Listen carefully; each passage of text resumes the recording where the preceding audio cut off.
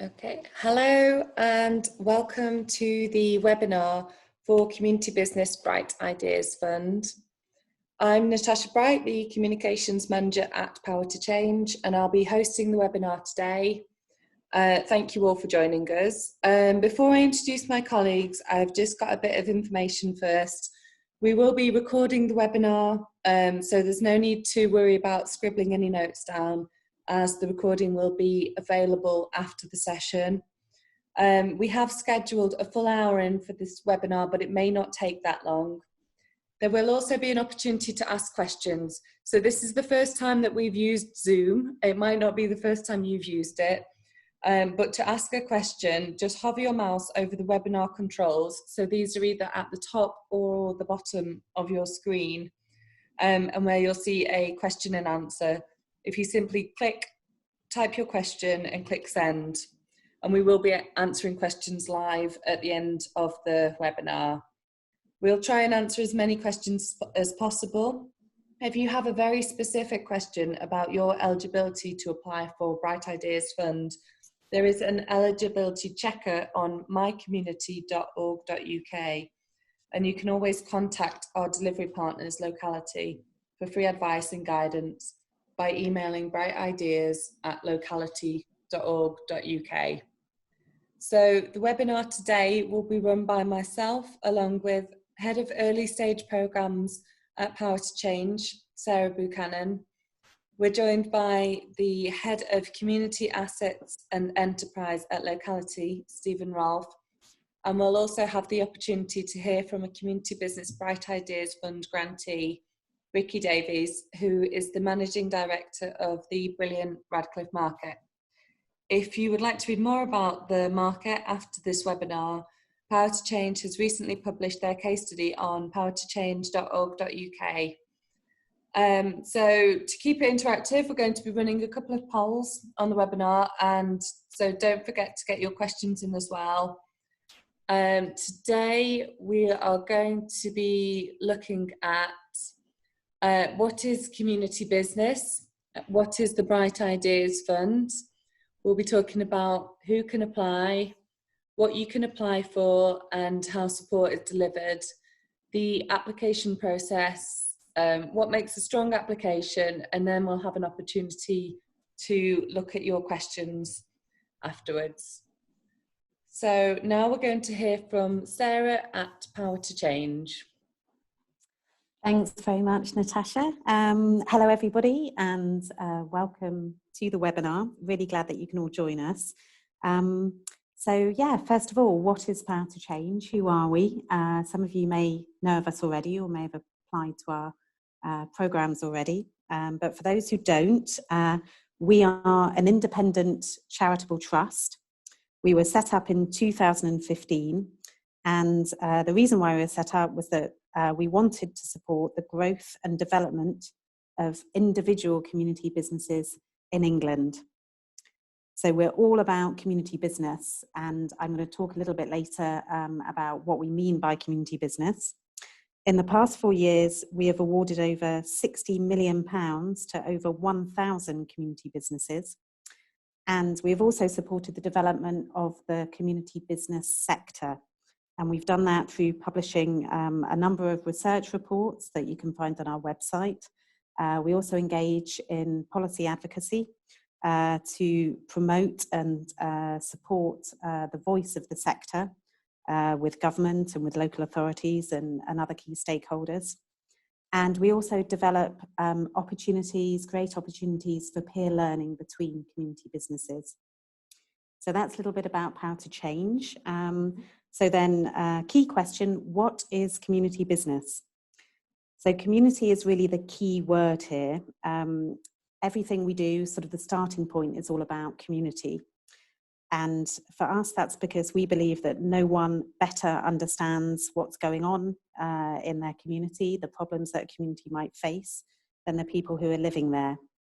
So communities across the country are facing various challenges, and people are coming together to tackle those issues by running businesses that create opportunities for local people and help make neighbourhoods better places to live.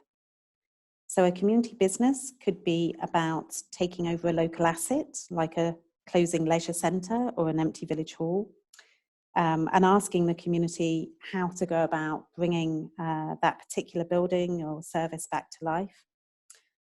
It could be about running services, taking over services that have been reduced or closed down in your community. So that might be a community transport scheme, it might be a post office, it might be a local shop. But the key is that you would work with local residents to find an alternative and viable way of delivering that service.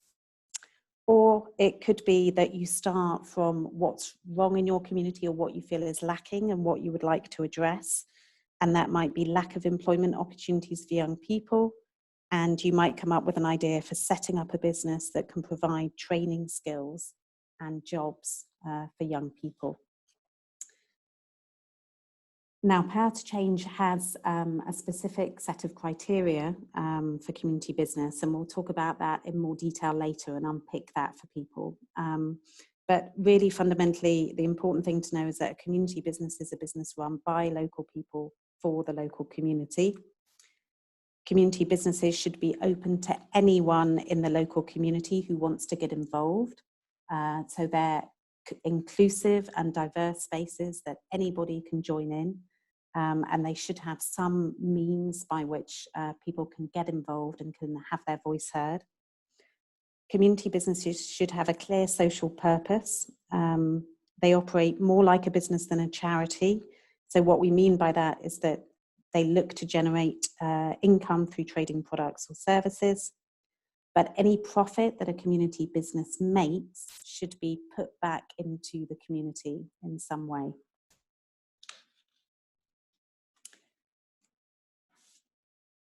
Now, Power to Change supports community businesses because we believe that community businesses make places better. So what we want to do is to support new community businesses to get up and running. And we also have programs that support more established community businesses to thrive and grow.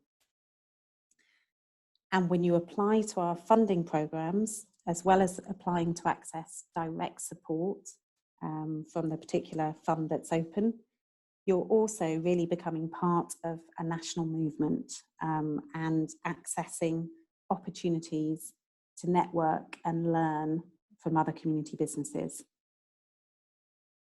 So I'm now going to hand over to Stephen Rolfe at Locality. Locality deliver the Bright Ideas Fund on our behalf, and he's going to tell you a bit more about what the fund is offering and how to apply. Thank you very much. Just move the slide on, thank you. Okay, so with Bright Ideas, support and grants are aimed at aspiring and new community businesses. There'll be 2 rounds in this period of 2020. This is the first one, and then there'll be a second round later on in the year during the summer. So if you're not quite ready to apply yet, there will be another chance coming up soon. We expect to support around 20-25 groups in this coming round with a mix of business development advice and small grants. There is a pot of money around £300,000 allocated notionally to business development support and £600,000 for small grants. It's a very flexible program of support, and we're kind of looking to bespoke that with applicants to find out exactly what they need to achieve what they want to do. If you're applying for business development support to get onto the program, then it's only after spending some time with an advisor that you're able to apply for the grant opportunity which follows, and that grant ceiling is a maximum of £15,000.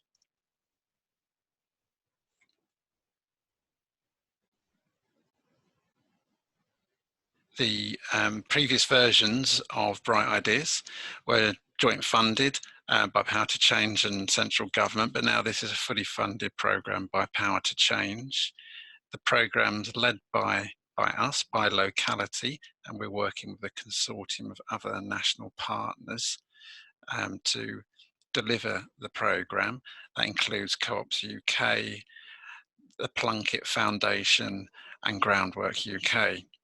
Locality, Plunkett and Co-ops provide the day-to-day business development support to individual organisations that get onto the programme, and then Groundwork are responsible for managing the grant side of things, doing the grants administration.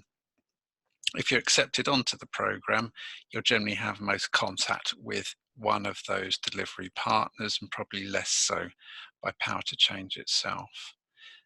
It's worth noting as well that Bright Ideas is being evaluated, and you would be expected, if you got onto the programme, to take part in kind of periodic surveys, maybe talk to the evaluators about your experience as well.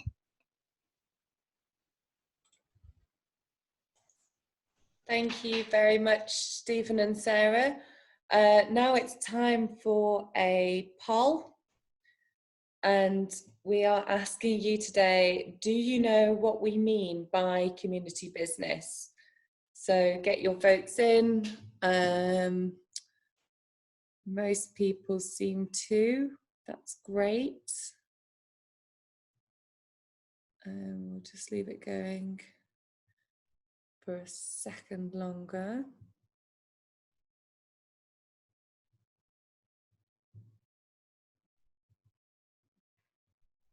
Great. Okay, so most people do know what a community business is and think that they will be suitable to apply for Bright Ideas. And there's a small number who would like some more information. Hopefully you should all see the results there. Great. Okay. And now back to Stephen for information about who can apply. Sarah, I believe. Sarah, Yes, sorry. Yeah, no, that's okay. Thanks, Tash. So yeah, in fact, great that some of you want more information, because we're now going to talk about exactly who can apply, what the criteria for the fund are. So hopefully by the end of these next slides, you'll all have a good idea of whether you might be eligible for the fund.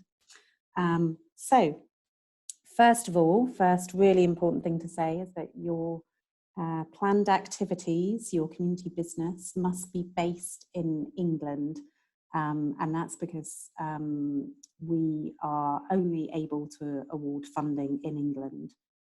That's part of our sort of trust setup.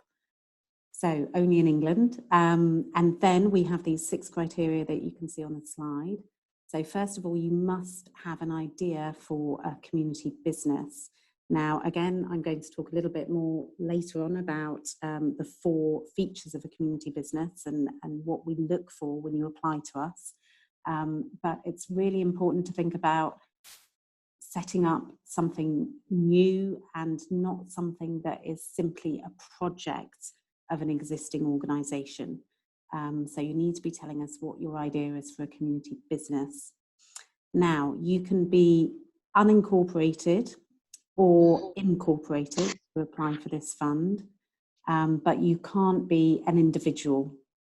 So we are looking for applications from groups. It's not about individuals. You wouldn't be eligible for support if you're simply an individual. Now, when we say that you can be unincorporated, that means that at the time of application, you can be unincorporated, but we would expect you to be applying for advice and support to become incorporated at some point in the near future. So I think somebody put a question in the chat box earlier, actually saying that they're looking to incorporate as a KIC, but have not yet completed that process. You would be eligible to apply, and then the programme would give you support, advice, and could also give you some grant to help incorporate as a KIC if that was your chosen governance model.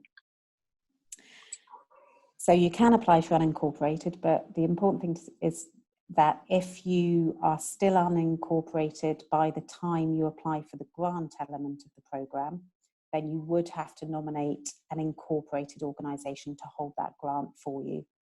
But we can talk more about that later as well. Now, because this fund is all about supporting new community business ideas, we also have a ceiling on how old your organisation should be. So you need to be incorporated for 5 years or less at the date that you apply to the Bright Ideas Fund. So we will be a little bit flexible with that, but we'll be looking at your governance documents to see when you did incorporate. If you're a little bit over the limit, so if you're maybe 5 years and a few months, then we will still assess your application. But generally speaking, this is a fund for new community business ideas, not for already established organisations. And the fourth criteria is that you do have to have a charitable purpose, but you don't have to be a charity. Now that is because we support a lot of different kinds of organisations, structures of organisation. We support community interest companies, we support registered charities, we support charitable incorporated organisations, we support charitable benefit societies.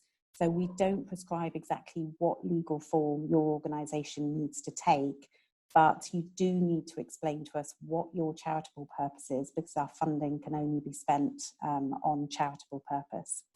And then closely connected to that is our public benefit criteria. So you must be operating for public benefit, and any private gain that anybody involved in your community business makes must be incidental, and you must have an overriding public benefit attached to what you are doing. So for more information about that, particularly about charitable purpose, obviously the Charity Commission website is a very useful resource. So do go and have a look at that. Also, it's explained in more detail in the guidance for the fund, which is available on our website. And also the 6 criteria there, that you need to share one of our 7 impact areas.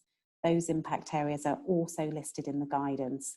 And they are things like we're looking for initiatives that will reduce social isolation, will improve the local environment, will improve employment opportunities for local people. But the 7 impact areas are in the guidance, so do have a look at that. Okay, so now we're going to go back to what we mean by community business, and explain to you these 4 features that you can see on the screen here, and what we mean by those. So, as we mentioned earlier, community businesses can operate in a number of different sectors. So a community business can be about community transport, community energy, community shops, pubs or hubs. But whatever sector community business operates in, we would expect to see these 4 features present in the community business. So the first one is locally rooted.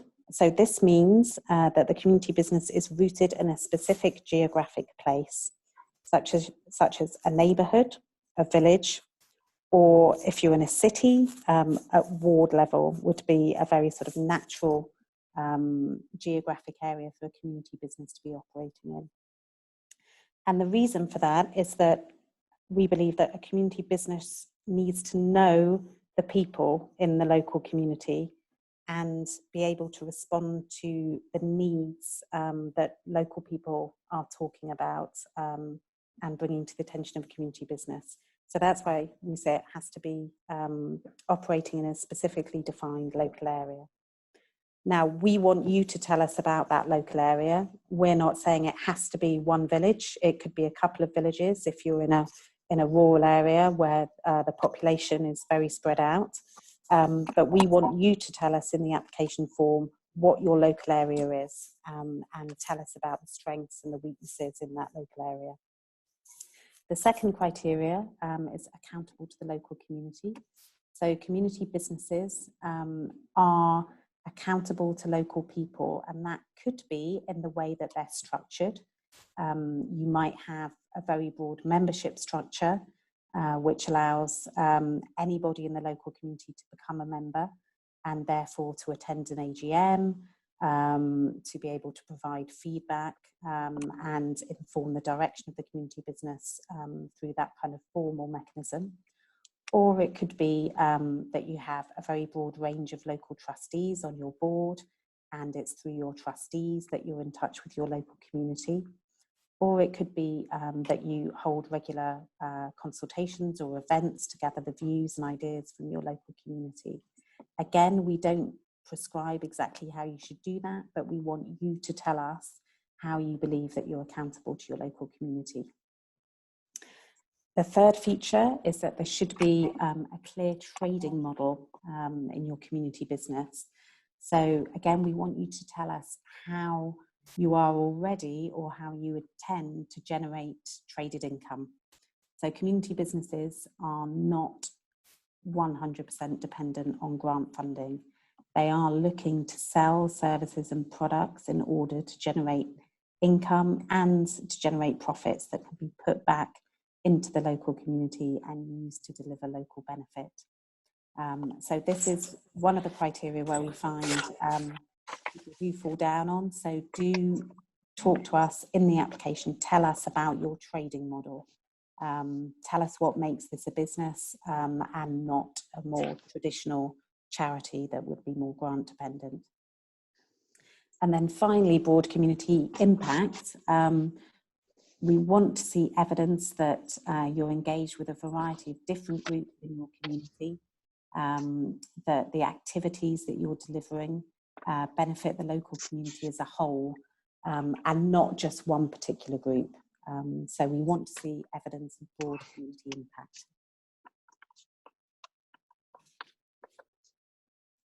Okay, and I think now hopefully we've got Ricky yes. on the line. Hello Ricky, hi, welcome. Hello. So I'll pass over to you.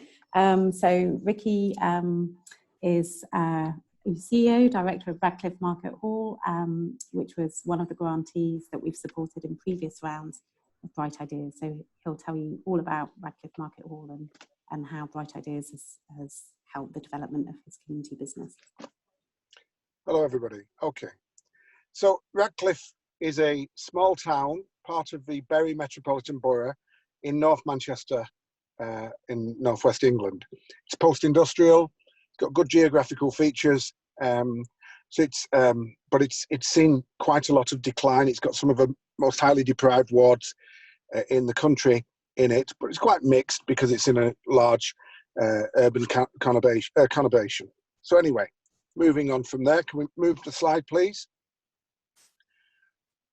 We pitched to take over our local market hall in the town centre, which, whilst it had been refurbished a couple of years ago, maybe 4 years ago, to a great expense, had largely failed. Tertiary commercial retail is really struggling at the moment, as most people can see from the high streets, even at secondary and primary. Market trading is very difficult if you're not in a very strong urban centre. This town had lost its civic centre, and it had lost quite a lot of its soul from a town centre point of view. There's 34 market pitches in this market hall. When we took it over, we pitched and won a tender with the council. When we took it over, there was 5 traders occupying about 7 stalls. So they were, you can see the picture there, they were just dotted around. There was you'd come in the hall and you'd be welcomed by a cold, hard steel shutter in most places, and the odd chink of light from from a butcher or the deli or the shoe repairman. Basically, local services that are providing something that the local supermarkets and the like couldn't provide. Next slide, please. So we had an idea, and we were building on an idea that we could change and transform the market hall into a dine-in market. You'll probably see, wherever you are in the country, you'll see these popping up all over the place. They reckon in another 10 years, 50% of all meals out will be in these communal type dining halls, usually based in markets. They're all over the continent, all over America. and we're picking up from there. So we used to have, and as a community venture on a Friday night, we'd have Friday food night. We'd get a load of chefs and cooks, pop up kitchens, fill the place with trestle tables, and everybody would come for a culinary delight and a night out. Very successful. Everybody said it wouldn't work because it was Radcliffe and, you know, doing the place down, and we proved them all wrong. So that's where we started. So we knew we had a viable model. We guessed we had a viable model. We had something to go on, if you like, and we'd influenced everybody's view about what could possibly be done with this market hall. But we had three problems. The building was unwelcoming, as I said before. The income levels were such small amount that we found it difficult, even after we'd taken over, to provide some level, enough income to pay basic staff just to take care of an empty building, because the stall rents were too low. And secondly, we needed to shift everybody around, because otherwise we wouldn't have been able to start our dining market in a please. So I've talked about that. That's basically what I've just said, which is that we knew we had a viable business. So can we have the next slide? So this was the funding that we required. Just basically, sometimes you need space and time. And I thought and think that the Bright Ideas Fund were very successful in one respect, and that is they're prepared to afford you with a bit of cash the space and time to develop what is basically a bright idea. So in this particular case, we needed to cluster the surviving traditional market stalls. If you remember, I said that they were dotted around the place. Well, we needed to put them in one place. And to do that, we needed to give them drainage and make them food safe, all of which costed money. That would create space to sort the dining market out. And so we could start showing other people what we intended to do. And thirdly, we needed a few quid just to organize ourselves from a revenue point of view. You take over a building where the business that you're trying to operate and you plan to operate isn't yet going. You've still got your own costs. You've still got to employ staff. You've still got to pay for your light and your heat and all these other things. So we needed all those things. Next slide, please. So the funding in particular gave us the confidence to apply for other support, and it allowed us to silence the naysayers and provide confidence amongst the volunteers that we already had. You get a lot of people in the early starts of a business like this, where you're trying to do something quite brave, who would suggest it would never work. All these things have been tried before, etc., etc. So on the back of BIF, on the back of the Bright Ideas funding, we were able to attach another £80,000 worth of social funding, which allowed us to put the business together, basically, make the business plans and persuade everybody of the efficacy of our idea. Now, we're tremendously successful. We have about 1,200 at least a week. That's on a Thursday, Friday, Saturday and Sunday afternoon. Visit us, they come and eat with us. We own the bar in the centre. So you can imagine a large indoor plaza where you've got 10 or 12 food stalls, all serving food made from raw ingredients, no microwaves, no frozen, culinary delight, if you like, attracting people in. And then we've got the bar, we own the bar in the centre, and we take rents off the food traders. So we then have a viable business operating commercially over those periods on normal commercial margins. Next slide, please. So there's a couple of pictures of our existing traders, which I installed. You got on the left, you've got Brendan there, who's a key man, and on the right, you've got the butcher, Kevin. These are able to provide local services, which we're going to keep and build on and are building on in terms of traditional market traders who are able to still survive in this very difficult trading environment just by offering a bit more local service and product. Next slide, please. So that's I suppose the next slide that I'm not talking to. So I've been asked, and if there's any ideas, if I could give you 3 sort of items of good practice or learning as a result of what we've done. Firstly, when you're trying to recruit, particularly locally, and you're trying to engage people in your idea, and there was started with 4 of us, and we grew to maybe a 30 or 40. We're a co-op now with 60 odd members in our first year. But when we started, we didn't necessarily just go to the usual suspects, which are all the people who would usually turn up to meetings, who are already involved in lots of other things. We use the internet and demographics to market ourselves very well and to pull in people who'd never volunteered before, but were just inspired by the idea. So don't just go to the usual suspects is number 1. Number 2 is budget tightly. Make sure that you know how much things cost before you start, because we nearly came unstuck. There was a couple of us who've got a bit of wealth ourselves, and we were able to slap in a little bit at the end. If we hadn't have done that, the thing would have failed. So there's a learning point for, we needed essentially 100 and we raised 80. So we had to find 20, and it was a very close run thing, but we did it. But we should really have budgeted a little bit better. Things cost more than you expect. And thirdly, my third point is, if you think you're going to be successful as a community business by just attracting those people who have the same ethical or community outlook as yourself, and that would sustain you, you are foolish in trying to start like that. You must be commercial from the off.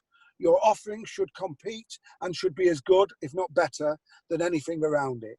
And the icing on the cake should be the ethical and the commercial people who will then lend their support and time to you. But you must be commercially viable, and you must be commercially attractive and as good in your services as them. Otherwise, you'll fail anyway. So that's my presentation. Thank you.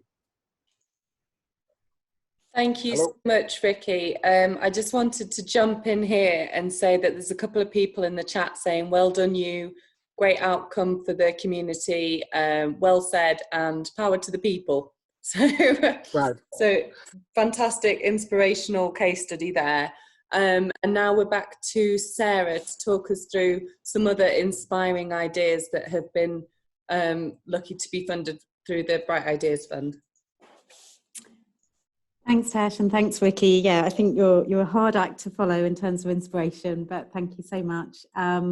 And yeah, I'll just talk through a few more inspiring ideas, some examples of things that we funded, but do also have a look at our website, because we've got a number of really good case studies from across the country.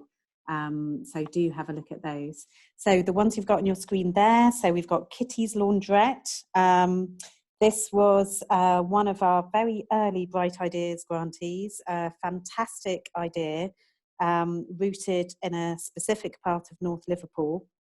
And this was the idea, literally as it says, to start a laundrette, but really building on the history of that local area.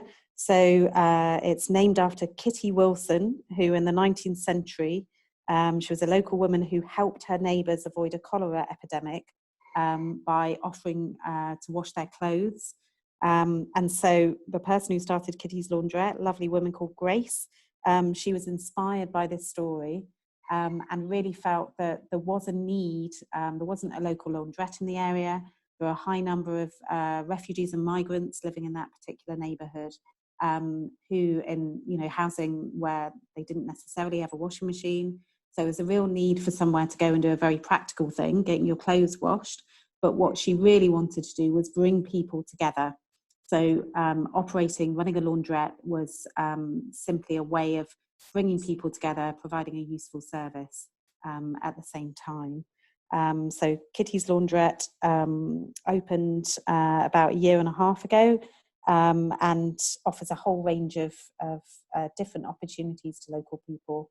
There's a big art exhibition that's there as well. So that's one example of an idea that was particularly responding particularly to the needs identified. St Anne's Redevelopment Trust is in Haringey. That's something completely different. That's all about community-led housing.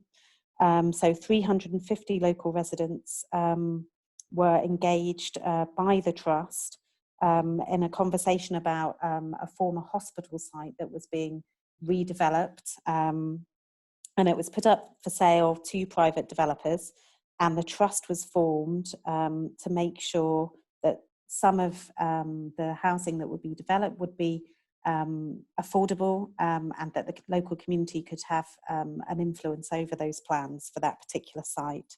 And as part of their community business, they're also creating training and employment opportunities for local people, and including affordable workspace on the site, in addition to the housing part of that project. And then the third picture there is very, as it suggests, it's a football club. It had actually been around for a long time, Litherland Football Club in Bootle. It had existed for 50 years. But what they did with the Bright Ideas funding and support was to become community owned. So they got advice and support from the fund to convert to a cooperative structure with one member, one vote model, so that local people could be more involved in running the club and developing some additional kind of activities and services for the community. So this is just another quick refresher as to what a community business is, and what we would look for in your application. So we want you to tell us how your community how your community business will have a broad impact on your community. Are you locally rooted? How will you trade? How will you develop your trading model to deliver services and activities and the benefit you want to deliver for your community?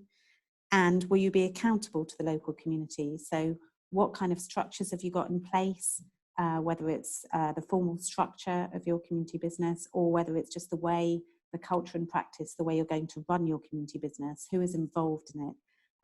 Who have you spoken to? Who have you got ideas from? And how will people be able to stay involved in your community business as you develop and grow?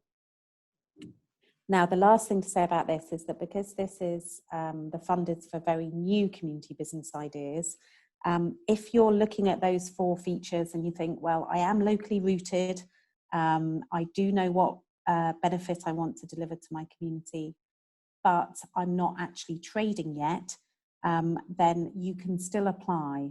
As long as you can tell us what you plan to do to generate traded income, then you are still eligible to apply for the fund.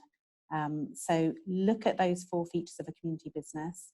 If you don't meet all of them yet, that's not a reason not to apply. You just have to explain to us what you want to do and what you want support with in order that you would meet all those features as you develop and grow as a community business.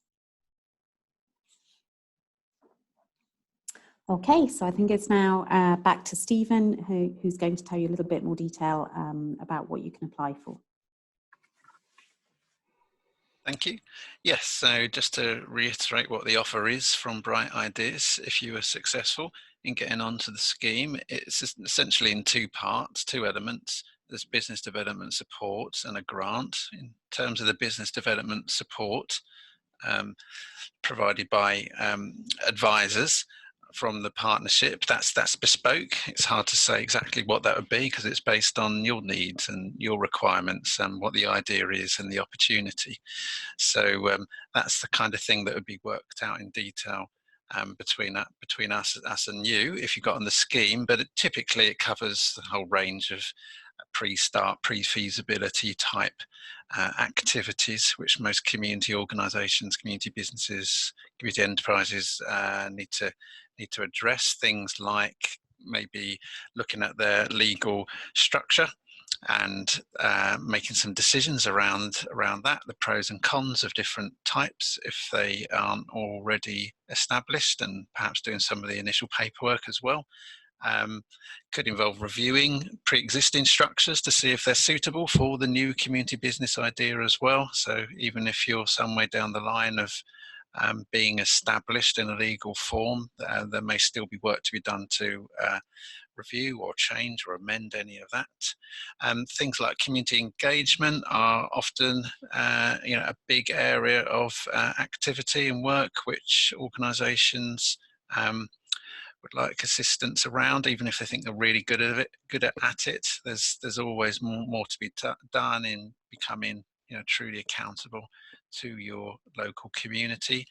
all the activities around feasibility studies, in terms of your idea, and business planning and financial modelling, and the numbers behind the idea are the sorts of things that we can have a look at in terms of establishing the costs, kind of projecting those into the future, making sure people aren't being too over optimistic about income or underestimating their running costs. So all the things around that are a typical area. Market research to test the viability of the idea, assessing the potential for that, who the paying customers are, what the kind of volume of that might be, how sure any of the assumptions are around the community business, and just thinking about fundraising more generally and wider. But Bright Ideas is a great start, but it's only a start, and raising other funds and working capital will probably be required, and we can help organisations think about that, perhaps look at community shares or crowdfunding or other bigger programs of grant funding in the future. So that's the business development support side of things. And then the second part of the offer from Bright Ideas is the grant, the small grant. The grant opportunity from £1,000 to £15,000 follows after receiving some initial advice from our advisor in relation to the business development support. So the grant opportunity follows. At the time of the application for the grant, you, as Sarah said earlier, do need to be incorporated to draw that down, or have an incorporated fund holder who can take that grant on your behalf. And so if incorporation is imminently in the pipeline, then obviously the grant is available there to cover some of those startup costs. Other things that the grant can also be used for are all those kind of professional fees, which are usually connected with developing a commercial idea, perhaps commissioning surveyors or architects if there's a physical building or asset at the heart of what you're doing, legal advisors and people like that to draw up agreements and kind of formal documentation. So there's opportunity to spend grant on that, or to cover your own time, to cover the costs internally around staff or volunteers to help you free yourself to develop your idea and put some real time and energy behind it.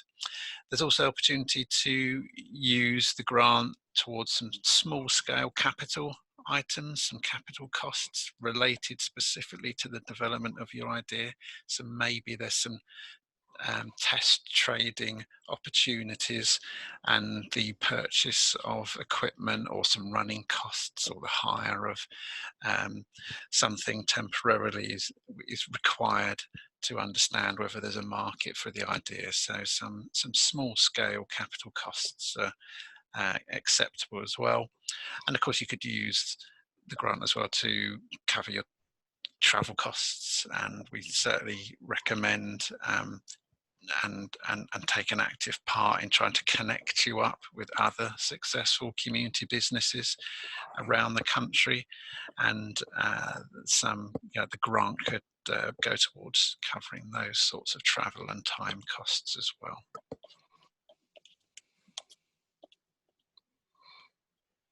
So just highlight some of the key dates in the diary for you to be aware of. Obviously the application process window's open now, opened on the 26th of Feb. So the next key date to keep in mind is the 7th of April. That's when this particular round closes. Decision making will follow pretty soon after that in early June. So thinking ahead, if you need to know when other applications to other funding organisations need to line up, that's about the earliest that we could give you a formal decision. The business development support would then start very soon after, in early summer, for those which are taken onto the scheme, and leading towards probably a sort of September time when the grant could be applied for and drawn down soon afterwards in October. So the next one. In terms of the process then, just in outline there, these are the kinds of key stages to bear in mind. Firstly, see if you're eligible by going to the website to check through the application and eligibility stuff. If you are eligible, by going through the eligibility checker, the application form automatically pings up in your inbox and you can get on with completing the application form back to us. Give us an idea of the amount of grant you think you'll need at that stage. If you've got that clear in your own mind. If you haven't, it's okay, at least at that stage. You don't need to commit just yet. You don't need to complete the application form online all at once in one go. You can kind of do it in chunks and save it and return back to it. But you do still need to submit it by the deadline. We may need to come back to you after we've received it and read it if there's anything missing or unclear, but whether you're successful or unsuccessful, you'll get the outcome from us, and with feedback. If you're successful and you're taken onto the scheme, you'll be assigned an advisor from the partnership to work with in the coming months. The grant opportunity will then follow after that in the next stage. If you're successful with the grant opportunity, then Groundwork will pick up the grant admin side of things with you through the grant offer letter with various conditions.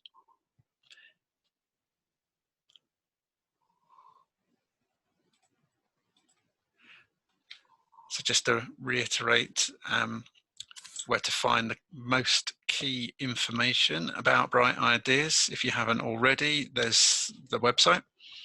That's where you need to go. That's where you can print out the detail around the guidance notes. Please kind of absorb that and pass it around your team and share it with others, and think about what you want to say before you actually press go. Go to that eligibility checker online just to do that double check.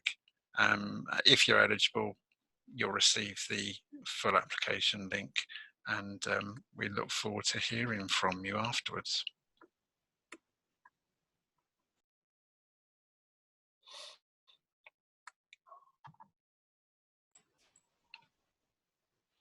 If in the meantime you do need to ask anything, then the email address, you can also get in touch with us to ask or clarify anything.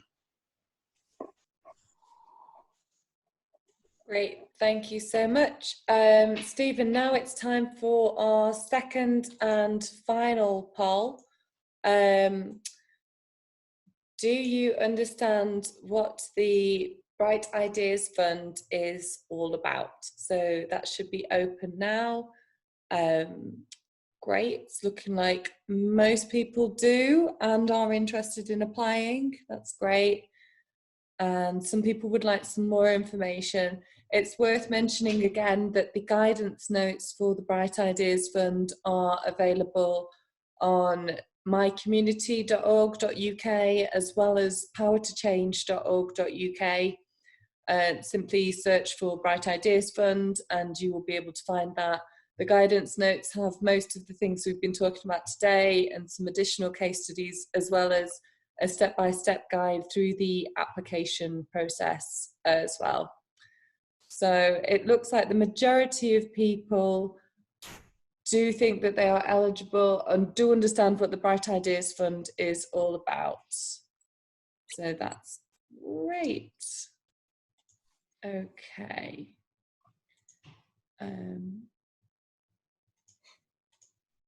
Okay, so now it's time for any questions. So these have been coming up in both the chat and the questions. I'm going to go through them now. some are quite specific, so it might be that we are in touch with you later to answer those ones if they don't apply to quite a few people. But I'm going to be asking Stephen and Sarah to answer a few of these.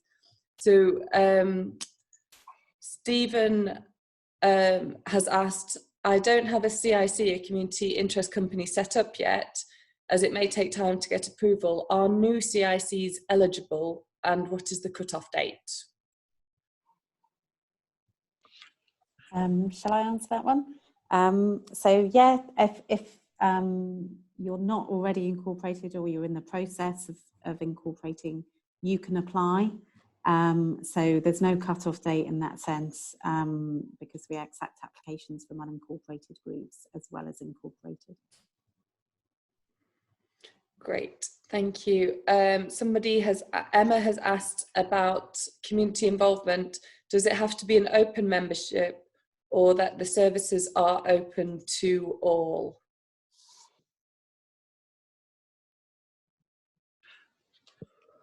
Shall I jump in with that? Obviously being meeting the needs of the community as you define it, and serving the needs of the whole community is a really important part of the program and the purpose of a community business. So you know, the absolute detail of your membership structure is something that we could have a look at in a bit more detail, but you can demonstrate accountability to your local population in a variety of ways. It's not just through membership. That might be one of the most obvious ways, and that's great if it's in place. But how you talk to your community, listen to your community, demonstrate that you're acting upon kind of the needs in your community can be done in all sorts of ways, through formal and informal structures.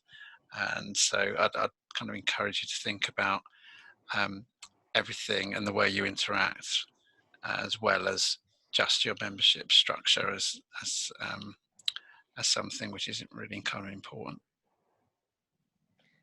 Thank you very much. We have a couple of similar questions about established organisations or charities that are looking to establish a new community business or a new incorporation, and they're wondering whether they would be eligible for funding and support. I'll answer that, Stephen, and obviously you jump in as well.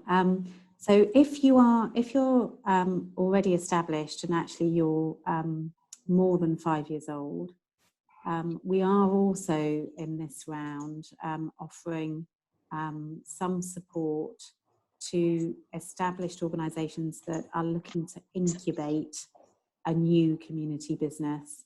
So what we mean by that is that you might be an established charity that has been nurturing a project that you think could actually become a standalone community business.